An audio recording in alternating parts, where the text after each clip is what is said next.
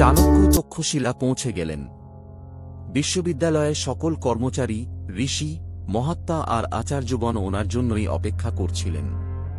ওনার এক শিষ্য এসে খবর দিল, আচার্য, এক যুবক আপনার সাথে দেখা করতে চায়। সে নিজের নাম চন্দ্রগুপ্ত বলছে।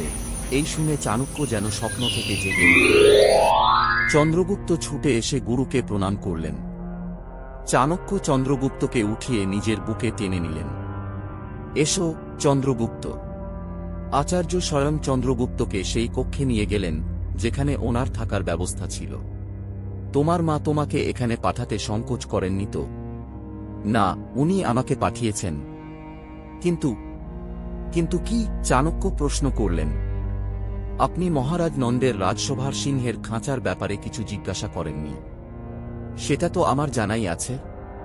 মালাবার দক্ষিণের রাজা নল বর্মা সেই সিংহ পাঠিয়েছিলেন। এজন্য আমি তোমাকে মোমের সিংহের রহস্য জানিয়ে দিয়েছিলাম। মহারাজ নন্দের প্রতিষ্ঠা রক্ষা পেয়েছে।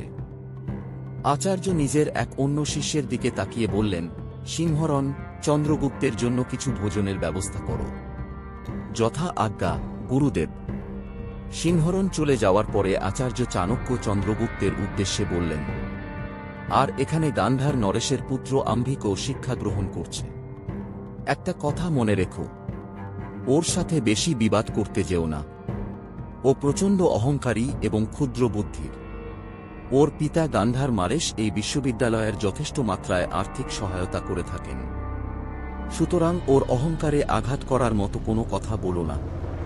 এমনিতে ও মূর্খ, আর ও নিজেকে এখানকার সর্বেসর্বা মনে করে তোমাকে এখানে কেবল চন্দ্রগুপ্ত নামে পরিচয় দিতে হবে এবং সেনাপতি মৌর্যের পুত্র হিসেবে পরিচয় দেবে না।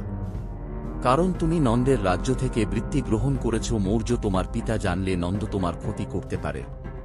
এমনটিই হবে গুরুদেব, আপনি নিশ্চিন্ত থাকুন। চাণক্য চলে গেলেন আর চন্দ্রগুপ্ত তক্ষশিলা বিশ্ববিদ্যালয়ে বিদ্যাধ্যয়ন করতে লাগলেন। তারপর